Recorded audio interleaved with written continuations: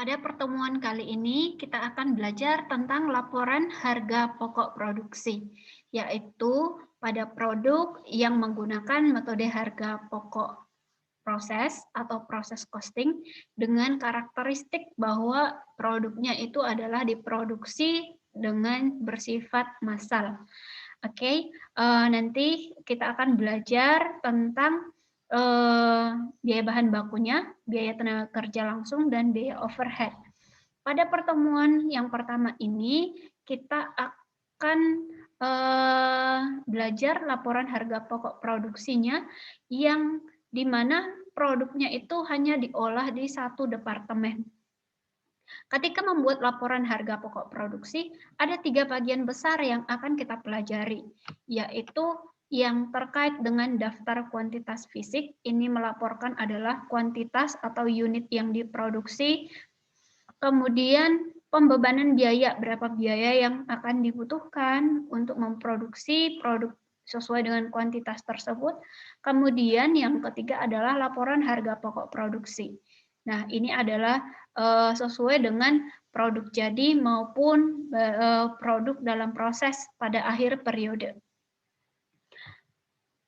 Ini ada satu contoh soalnya, di mana perusahaan Royal mengolah produk secara massal melalui satu departemen.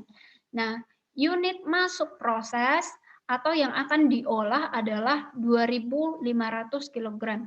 Biaya yang dikeluarkan selama periode Januari 2020 adalah untuk bahan baku 12.500.000, biaya tenaga kerja 11.250.000, biaya overhead pabrik 16.125.000. Maka total biaya yang akan digunakan untuk mengolah produk sebanyak ini adalah 39.875.000. Nah, diketahui dari data setelah dikerjakan ternyata dari 2.500 unit masukan tadi yang masuk proses di awal periode, 2.000 unit itu sudah selesai dikerjakan dan menjadi barang jadi. Berarti sisanya ada 500 unit lagi dalam barang dalam proses. Di mana barang dalam proses ini tingkat penyelesaiannya adalah 100% untuk bahan baku. Artinya bahan baku semuanya sudah masuk ke dalam, udah diproses semua di yang 500 ini. Biaya tenaga kerja yang sudah diserap 30% dan biaya overhead yang sudah diserap itu 30%. Berarti sesuai dengan yang di awal tadi, kita belajar yang pertama adalah daftar kuantitas fisik. Pada daftar kuantitas fisik, kita hanya membahas tentang kuantitas atau unit. Nah, jadi di awal kita unit masuk proses atau dimasukkan ke dalam proses direncanakan akan diolah 2.500 kg. Kejadiannya, realisasinya adalah hanya 2.000 kg yang selesai. Nah, jadi 500 kg lagi kemana? Itu adalah di akhir periode dia belum selesai, udah sempat kita olah tetapi belum selesai. Namanya adalah produk dalam proses akhir. Maka rumusnya adalah unit masukan harus sama dengan unit keluaran. Tadi unit masukannya itu adalah 2.500, sedangkan unit keluarannya adalah untuk barang jadi dan barang dalam proses akhir itu 500. Jadi dia harus sama. Ini adalah tingkat penyelesaian yang sudah kita sebutkan tadi. Itu yang pertama untuk daftar kuantitas fisik, terkait hanya dengan fisiknya saja atau unitnya. Yang kedua adalah pembebanan biaya. Untuk memproduksi yang 2.500 unit tadi, dibutuhkanlah biaya sebanyak 39.875.000 yang terdiri dari bahan baku, tenaga kerja, dan overhead pabrik. Nah, jadi selanjutnya kita perlu menghitung namanya unit ekuivalen. Nah, unit ekuivalen itu rumusnya adalah unit atau produk selesai ditambah dengan unit dalam proses atau barang dalam proses dikali dengan persentase penyelesaian barang dalam proses ini. Barang dalam proses akhirnya. Maka kalau kita lihat dari daftar kuantitas fisik tadi, yang selesai atau produk jadi hanya 2.000 dan barang dalam proses akhirnya 500 unit, 500 kg. Maka untuk bahan baku adalah 2.000 yang produk selesainya ini ditambah dengan dibuka kurung 500 unit BDP barang dalam proses akhir tadi dikali dengan persentase penyelesaian. Kita perhatikan kembali persentase penyelesaian untuk bahan baku 100, untuk biaya tenaga kerja langsung 30%, untuk overhead pabrik 30%. Ini yang kita pindahkan.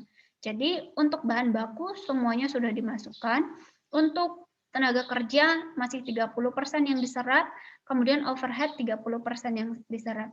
Kita perhatikan karena ini di dalam kurung, ini kita kalikan dulu. 500 kali 100% berarti 500 ditambah 2.000 berarti 2.500. Ini juga 500 dikali 30% itu berarti 150, kita tambahkan dengan 200, 2000 jadi 2150. Sama ini juga seperti itu. Kemudian kita akan menghitung di pembebanan biaya ini adalah harga pokok per unit ekuivalen. Jadi ini adalah harga pokoknya untuk bahan baku 12.500, unit ekuivalennya 2.500, kita bagikan berarti artinya ini adalah untuk satu unit ya, produk selesai, biaya bahan bakunya adalah Rp5.000. Untuk satu unit barang yang selesai, itu tenaga kerjanya itu adalah Rp5.233. Untuk satu unit overhead, itu biayanya adalah Rp7.500. Oke, jadi totalnya untuk satu unit itu bahan baku, tenaga kerja, dan overhead, totalnya itu adalah 17.733. Lalu yang bagian ketiga itu pertanggungjawaban biaya. Jadi biaya yang tadi, yang 39.875 yang disediakan di awal, ini kemana saja uang yang 39 juta sekian kita buat? Itu adalah sebagian untuk memproses produk barang jadi, yaitu untuk yang 2.000 unit tadi, sisanya adalah sudah diserap oleh produk dalam proses akhir atau BDP akhir. Caranya, yang 35 juta sekian ini datang dari mana? Produk jadinya itu adalah 2.000 unit yang sudah selesai. Satu unit itu harganya berapa? Satu unit itu berarti kalau dia sudah selesai, berarti bahan baku, tenaga kerja, dan overhead sudah masuk, itu satu unitnya harganya 17.733. Kalau ada 2.000 unit, berarti 35 juta sekian. Produk dalam proses akhir ini dia kan belum selesai, tetapi dia sudah menyerap biaya. Berapa banyak biaya yang sudah diserap?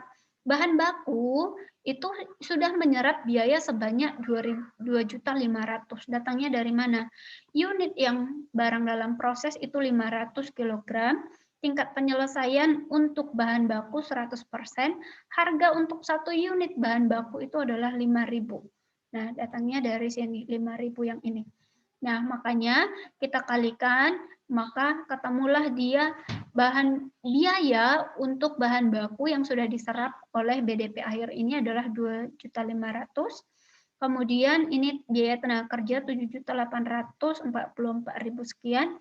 Untuk overhead 1.125.000 sekian. Ini datangnya sesuai dengan, perhatikan di sini, untuk biaya tenaga kerja tadi tingkat penyelesaiannya masih 30%, berarti yang diserapnya itu adalah 30%, angkanya segini. Yang diserap overhead juga 30%, angkanya segini. Maka setelah kita lihat, untuk unit barang jadi ditambah dengan barang dalam proses, itu adalah totalnya 39.875.000, itu sama dengan biaya yang diberikan, direncanakan di awal periode. Nah, jadi ketiganya ini bisa kita rangkumkan di dalam laporan harga pokok produksi seperti ini. Daftar kuantitas fisik itu tadi terkait dengan kuantitas fisiknya, unit masuk proses 2.500, barang selesai 2.000, kemudian BDP akhir 500. Harus sama unit masukan dengan unit keluaran. Kemudian di pembebanan biaya, ini tadi biaya yang disediakan di awal. Kemudian unit ekuivalen tadi rumusnya masih ingat adalah produk selesai ditambah dengan barang dalam proses akhir dikali persentase penyelesaiannya, ini juga sudah kita hitung. Kemudian ini adalah harga pokok per unit ekuivalensi, berarti 12.500.000 dibagi 2.500, ketemu yang ini. Di bagian harga pokok produksi, produk selesainya tadi adalah 2.000 unit dikali dengan 17.733, ketemu yang ini. Sedangkan ada sebagian dalam proses. Di akhir periode ada 500 unit masih dalam proses yang ini. Nah, jadi tingkat penyelesaiannya juga berbeda-beda, makanya angkanya ini berbeda. Untuk bahan baku dia sudah 100%, jadi 500 unit dikali 100% dikalikan dengan 1 unit bahan baku 5.000, ketemu yang ini. Demikian juga untuk tenaga kerja, barang dalam prosesnya 500 unit, tingkat penyelesaiannya itu 30%, harga 1 unit tenaga kerja ini 5.233. Demikian caranya menghitung ini. Ini kita totalkan adalah barang dalam proses akhir ini totalnya 4.409.884. Kita jumlahkan dengan harga untuk produk yang selesai. Nah, biaya untuk mengolah produk selesai 35 juta sekian, maka totalnya 39.875. Biaya yang harus dipertanggungjawabkan yang di awal itu harus sama dengan pertanggungjawaban biaya di akhir. Ini bisa kita catatkan ke dalam jurnalnya. Jadi jurnalnya itu berarti pemakaian bahan baku BDP BB, persediaan bahan baku. Ini untuk bahan bakunya tadi 12.500. Pencatatan untuk atau pemakaian tenaga kerja BDP, biaya tenaga kerja, gaji dan upah dikredit sebesar angka untuk biaya tenaga kerja. Mencatat pemakaian overhead BDP, BOP, berbagai rekening yang dikredit. Untuk mencatat produk yang selesai itu adalah BDP BB ditambah BDP BTK ditambah BDP BOP, itu kemudian itulah yang menjadi persediaan produk jadinya di debit. Karena produknya sudah selesai, persediaan barang jadi atau produk jadi bertambah di debit, yang dikredit adalah BDP BTP ini. Kita juga perlu mencatat barang dalam proses akhir di akhir periode. Maka jurnalnya adalah persediaan barang dalam proses akhir di debit, yang dikredit adalah BDP-nya sesuai dengan angka yang tertera dari perhitungan laporan harga pokok produksi tadi. Nah, jadi kiranya ini bermanfaat bagi kita untuk mengetahui laporan harga pokok produksi yang diolah di satu departemen. Nanti selanjutnya di video yang lain akan saya jelaskan bagaimana jika produk diolah di 2 departemen atau lebih. Thank you.